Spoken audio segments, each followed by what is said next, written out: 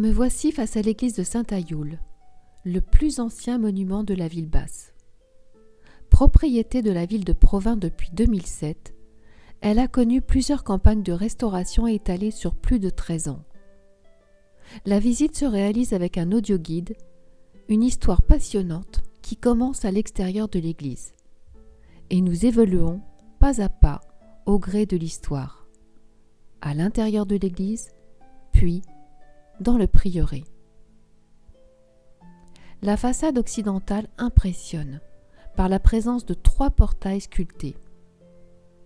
Le portail central de l'église Saint-Ayoul, sur la place, présente d'étonnants bronzes patinés réalisés par le sculpteur Georges Jeanclos pour remplacer les parties disparues.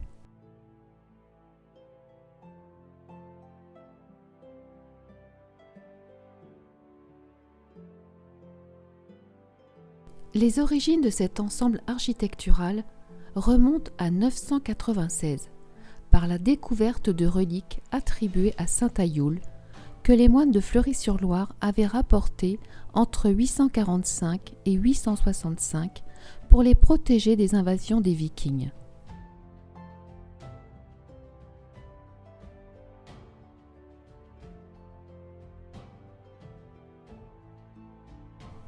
Les bénédictins en charge de la paroisse en font très vite un lieu de pèlerinage très renommé.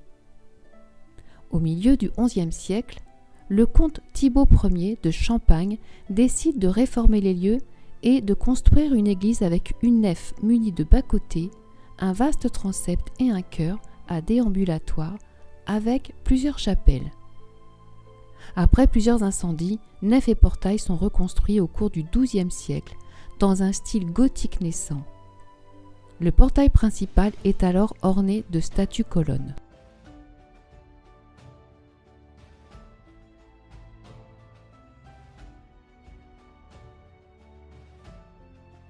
Au XVIe siècle, la mésentente entre les moines et les fidèles conduit à un remaniement architectural.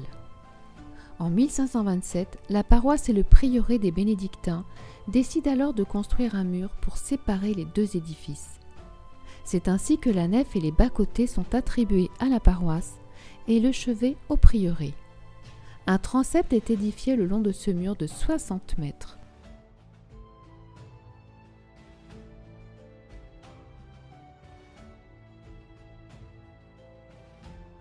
À la Révolution, la partie monastique du bâtiment est confiée à l'armée qui en fait un lieu de casernement.